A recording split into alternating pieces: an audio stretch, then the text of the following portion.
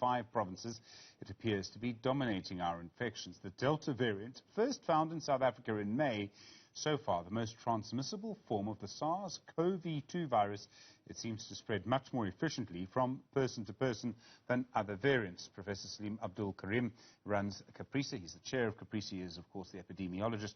Professor, good evening to you, and thank you very much indeed for your time. What makes this variant so much more transmissible? Do we know what makes it move from person to person more quickly? Good evening, Stephen, and good evening to all of the viewers. We don't fully understand the Delta variant because, we've only known about it for just about 2 months. It was first described in the last week of March in India. So, our information at this point is somewhat tentative. It looks like a key mutation in this Delta variant is at the position at 681 where the furin cleaves the virus. And the cleavage is important because that's what enables the virus to enter the cell. So this mutation increases the way in which the virus can enter cells. So we think that that's probably one of the major contributors to why this particular virus is able to infect people much faster. The estimates, and there have been several studies, 3 studies that have shown quite clearly that it is more transmissible than the other variants. The estimations are anywhere between 40 and 60% more transmissible. The European surveillance estimates are slightly higher, at about 97% more transmissible. But at this stage, with a virus that's more transmissible, and if we think that that's the mechanism, well, regardless of what the mechanism is, that the key problem is that we're going to see infections occur very quickly. And that the rate at which the new infections will occur will be rapid, and the pressure on the hospitals is going to become acute very quickly. And so that's why, quite severe action needs to be taken to slow down the spread of this virus and to try and reduce its impact on the healthcare services. And the reason we want to do that is we've seen how in the second wave that the death rate, even though the beta variant, which caused our second wave, was not more severe, we saw more deaths. And the reason we saw more deaths is that when the health services are under huge pressure, we see more deaths occur because people just can't access healthcare. So we don't want to end up with that situation or in as bad a situation as we saw that we were seeing in other countries that have had the Delta virus. So we've got to take action to ameliorate that and prevent that situation. Professor, I realize it's early days. I mean, the virus seems to be moving very quickly. The research is moving almost as quickly as the virus from what you've told us. Excuse me, does the Delta variant produce any different symptoms? Do you find that it produces more severe symptoms of the other variants we've seen? So we've seen some differences. Our colleagues in India have provided us with a bit of information, but a lot of it is anecdotal. We don't actually have, rigorous published studies. For example, in India, there were reports that they were seeing more cases of mucormycosis, a fungal infection. But hard to work out why that's relevant, well, whether that would be relevant to our situation, because we don't see mucormycosis in the same degree. We only see it in quite severely immunosuppressed individuals. So it's unlikely, or we don't know, that's a better way to put it. We don't know whether we're going to see those kinds of pictures. But what we can expect is from the really good studies that have been done, for example, in England, where they have shown that the same symptom profile is applicable to the Delta variant, but some symptoms seem to be more common and others seem to be less common. So with the Delta variant, they've reported that there's been fewer cases of loss of smell, loss of taste, but there have been more often a situation of runny nose, and the upper respiratory tract symptoms. So I think we're going to see a bit of that kind of change, but it's not material because all of these symptoms are occurring, just slightly different in terms of frequency. So we got used to, and our doctors got used to treating people in particular ways. And I remember at one point, the death rate in hospitals was very high. Then it started to go down because treatments improved, different protocols were worked out. We can still use those protocols, right? If the symptoms haven't changed dramatically, those protocols still work. And that's good news because the doctors are very practiced with them.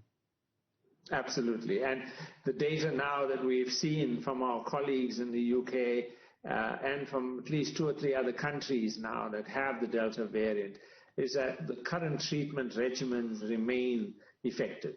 There seems to be no reason for us to deviate. So that's in fact a good sign.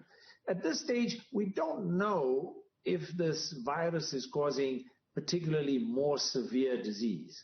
That's not been reported, for example, in the UK, so we don't think it's going to occur, but we'll do those studies here in South Africa and we'll get a better sense of this.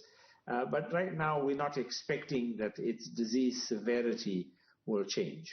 There are obvious questions around immunity. So in other words, if you've had the first or second, the alpha and beta variants, if you've been vaccinated, will the immunity either from being infected before or from the vaccination, do they still work against this Delta variant?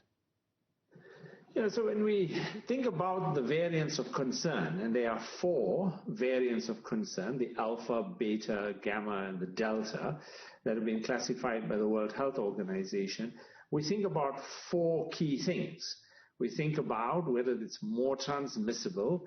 We think about whether it's more severe, and so we've addressed it is more transmissible. We don't think it's more severe. It's not impacting, with all of that's not impacting our surveillance and our diagnostic tests or our treatment strategies. So the second 2 things we want to establish of the 4 is, does it escape natural immunity? Does it escape vaccine immunity? So let's deal with natural immunity.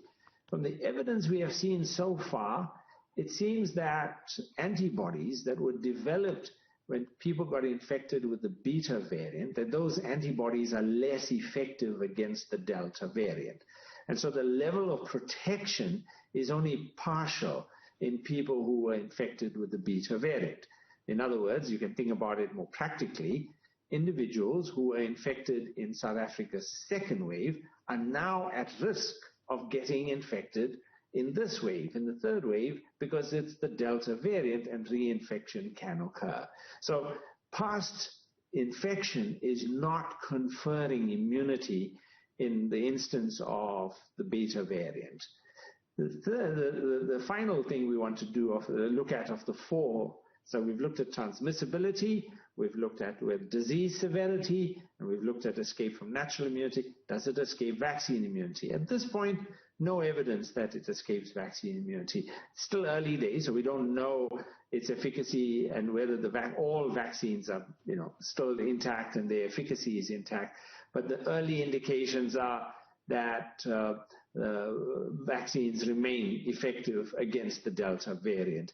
It just seems that the efficacy when you've only received a single dose, for example, of the Pfizer vaccine, the efficacy is less than what we would see with other variants. But once you've had 2 doses of Pfizer, the evidence shows that the efficacy is pretty similar to all the other viruses that we've had.